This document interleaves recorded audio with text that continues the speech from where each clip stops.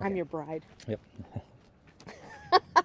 Hey, welcome. Today we want to share another principle to make your relationship thrive. Solve solvable problems. And once again, this is based off the research of Dr. John Gottman out of the University of Washington. So if a couple is respectful and open to each other's point of views, they have a great basis for resolving any issues. Yeah, but you know what? Conflict will still arise, right? So how do you deal with it? Well, one, soften your startup. Basically, have good manners. Treat your spouse with the same manners that you treat a guest in your home. I mean, if a guest spilled wine on your carpet, you wouldn't blow up and say, "What an idiot. I can't believe you constantly mess up." No, you would still treat them with honor and respect. You know, research tells us that only 40% of the time do couples divorce because they have frequent or devastating fights. More often, marriages end because to avoid constant skirmishes, to avoid those constant arguments, husband and wife, they distance themselves so much that their friendship and sense of connection are lost. So be gentle with each other to come up with a solution. A soft startup does not have criticism. It does not have contempt. An example could be, "Hey, I know I'm a slob at sometimes, but last night it really upset me when you walked past that laundry basket. And this morning I had to finish the laundry." Now, first of all, I would never do that. You want it. But you know what? That's a soft startup because it's a direct complaint rather than a criticism or a contemptuous accusation. So softening a startup is critical to resolving conflict. Once again, research shows that discussions invariably end on the same note they start.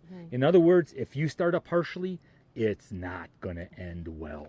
But if you use a softened startup, meaning you complain, but you don't criticize or otherwise attack, the discussion is likely to be productive. Although either spouse can be responsible for a harsh startup, the vast majority of time the culprit is the wife.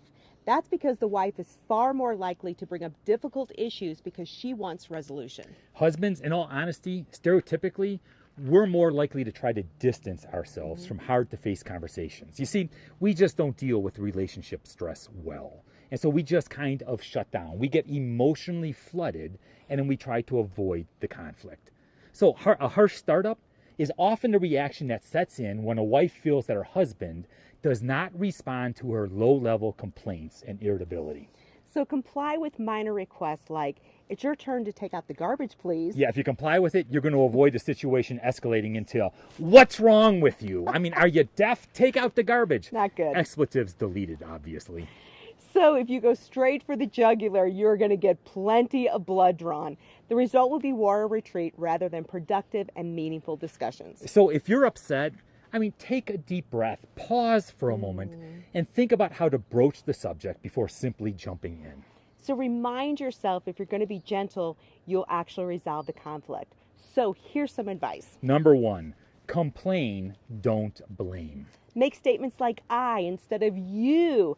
You're less likely to be critical and also a listener who's defensive. Instead of saying, like, "You're always careless with money," try saying something like, "I would like us to save more." So your words should be focused on the how you are feeling rather than accusing your spouse, and discussions will be more stressful. Number two, describe what's happening, don't judge. Instead of "you never watched the baby," maybe use something like, "Hey, I feel like I'm the only one chasing after Jennifer today."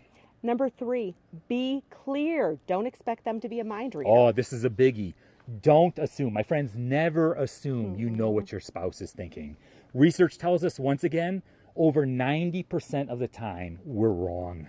Number four, be polite. Use words like "thank you" and "please." Yeah, it sounds simple, doesn't it? I mean, be appreciative. If they handled it better in the past, then couch your request with an appreciation for what they did correct in the past.